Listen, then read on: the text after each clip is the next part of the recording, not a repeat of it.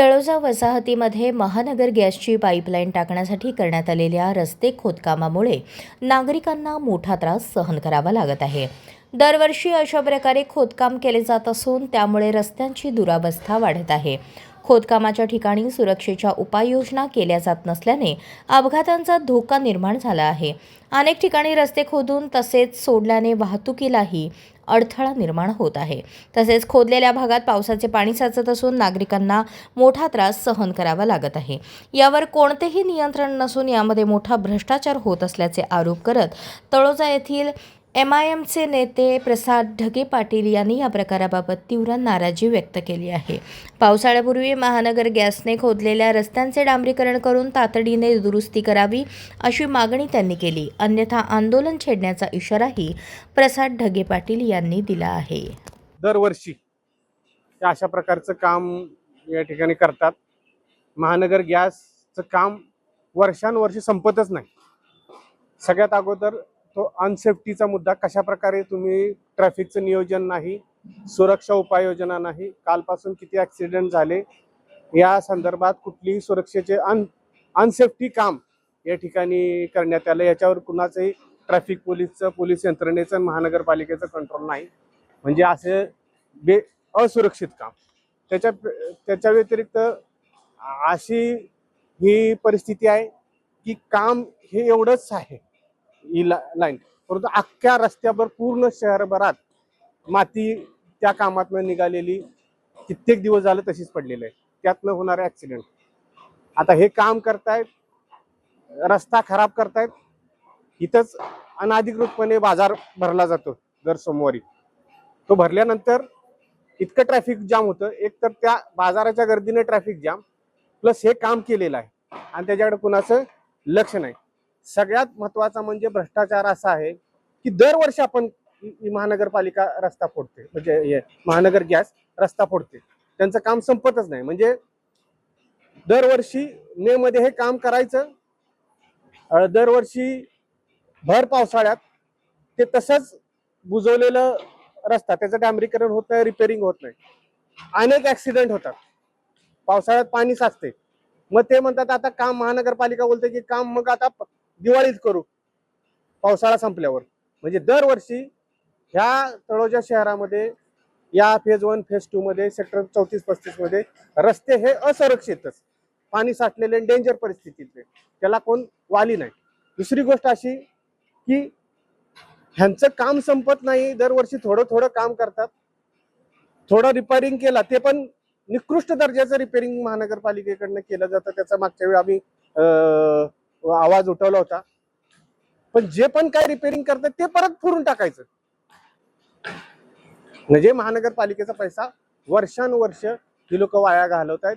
महानगरपालिका ही महानगर गॅससाठी आहे का जनतेसाठी आहे, हे सगळ्या परिस्थितीला कंटाळून आज आम्ही या ठिकाणी इशारा देण्यासाठी या ठिकाणी आलेलो आहे की ही सगळं जर परिस्थितीवर योग्य नियंत्रण आलं नाही, त्याच्या उपाययोजना ट्रॅफिकच्या आल्या नाहीत आणि ह्याचं रिपेरिंगचं प्रॉमिस पावसाळ्याच्या अगोदर महानगरपालिकेकडनं आलं नाही, त्या संदर्भात पत्र रेडी आहे, ते मी देणार आहे। त्या जर नाही झालं तर आम्ही या ठिकाणी जूनमध्ये आम्ही आंदोलनाला या ठिकाणी महानगरपालिकेकडे जाणार आहे। नावडा असेल किंवा मग मुख्य कार्यालय या ठिकाणी आंदोलन होणार आहे। माझा या ठिकाणी आरोप सत्ताधाऱ्यांच्यावर तर नेहमी हायच आहे।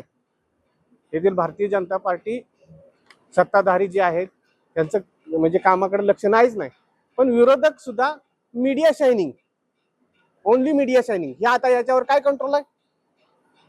इथले नगरसेवक काय काय काय कशात बघायला येत नाहीत, काय नाहीत। या शहरामध्ये पाणी नाही, उगीच सांगायचं पाईपलाईन फोडतो, हे करतो, कुठं फोडली पाईपलाईन? विरोधी पक्ष नेते हा नुसतं चष्मा घालून इकडे तिकडे एकनाथ शिंदे, काय झालं, कुठं आहे पाणी, कुठं फोडली पाईपलाईन? अतिक्रमण विभागात आता आमच्या घरामध्ये सुद्धा बाजार भरवायचं, म्हणजे सोसायटीमध्ये तेवढंच राहिले, ठेले लावायचं, काय कंट्रोल आहे? फक्त प्रत्येक जण या ठिकाणी सत्ताधारी आणि विरोधी पक्षनेता विरोधक ही चॅनल शायनिंग, जनतेचं काही काम नाही असा माझा आरोप आहे। या सगळ्या उपाययोजना जर नाही झाल्या तर या ठिकाणी 15 दिवसाच्या आत आंदोलन महानगरपालिकेवर नावडा असेल तसं नियोजन आमच्या मुख्य कमिटीचं होतं. ऑल इंडिया मजलिस इत्तेहादुल मुस्लिमीन पनवेल आणि रायगड यांच्यातर्फे आंदोलन करण्यात येईल. त्याचं पत्र आपण या ठिकाणी आज देण्यासाठी आलेलो आहे आणि त्यासाठी आम्ही जमलेलो आहे.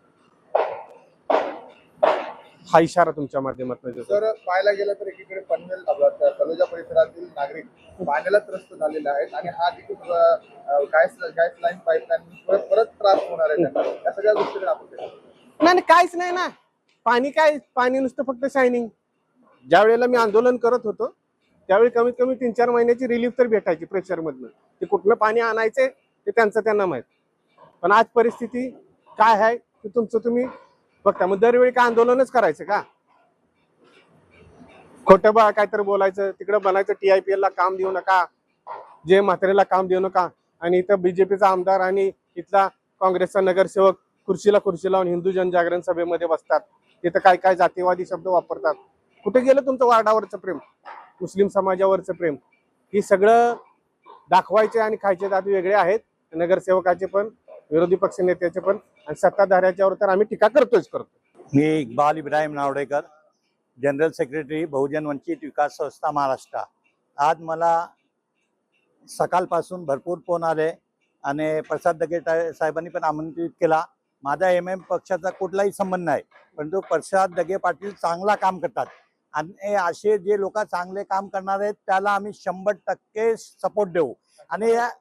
आणि यांना लाज वाटली पाहिजे महानगरपालिकाच्या अधिकाऱ्यांना, की बघतात की खड्डे, चालायला जागा नाही.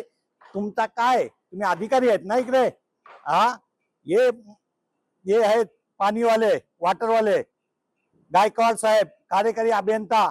अरे हरामखोर, तुम्ही आज पण सरळ राहा. आज पण आम्ही आहे ना, प्रसाद दगे साहेब दुसऱ्यांनी बोलला आम्ही थांबलेले आहेत. अरे तुमच्या बापाचं राज्य चालले काय? पाणी पैसे कोणाकडून? आमच्याकडे. तुमच्या बापाचे पैसे आहेत काय? की कुठला पॉलिटिकल हे लीडर दादा बापाचे पैसे आहेत काय? पैसे आम्हाला तुम्हाला मीटरवर देतो आम्ही. आता लाज वाटली पाहिजे. तलोजा फेज 1 आणि फेज 2 ला अजिब पाणी इतका कमी देतात. तुम्हाला काय वाटतंय इकडे मुस्लिम आहे यासाठी पाणी कमी देतात? जातीवाद चालू आहे मी तो बोलतो.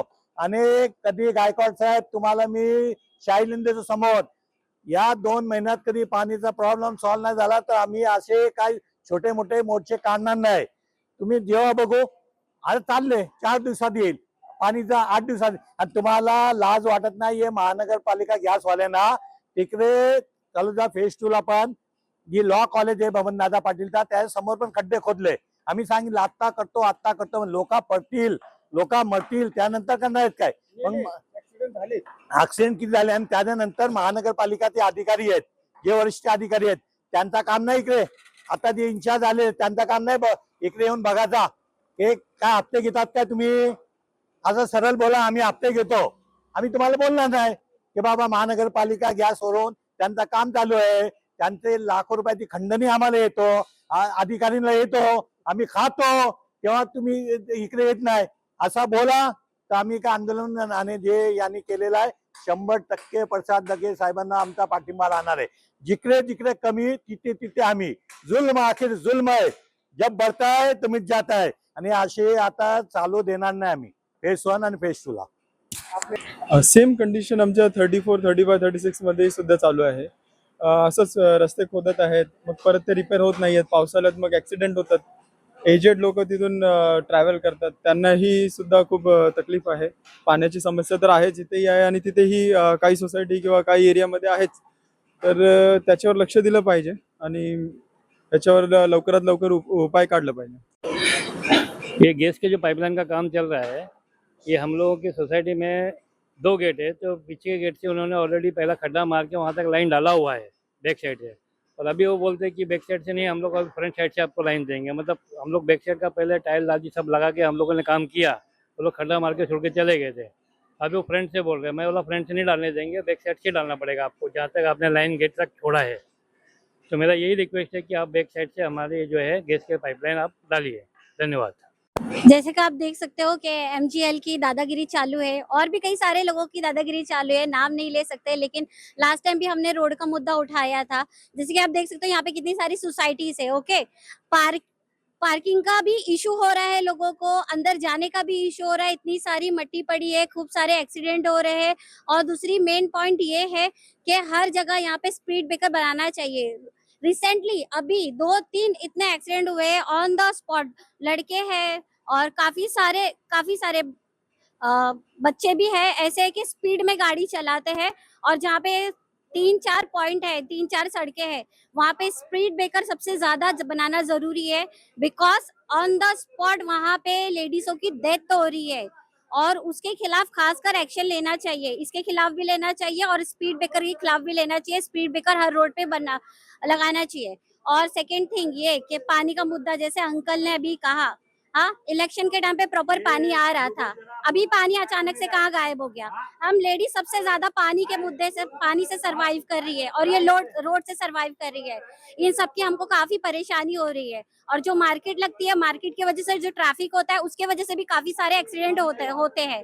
तो खास करके आप लोग लेडीज की सेफ्टी का देखो, लेडीज की सेफ्टी के लिए, बच्चों की सेफ्टी के लिए ये जो सारे काम है ये जल्दी करवाओ, या तो इसके खिलाफ सारी लेडीज भी ग्राउंड पे उतरेगी, सारी लेडीज भी उतरेगी, जितनी हो सके पॉसिबल हम उतनी लेडीज लेकर के आएंगे आंदोलन के लिए।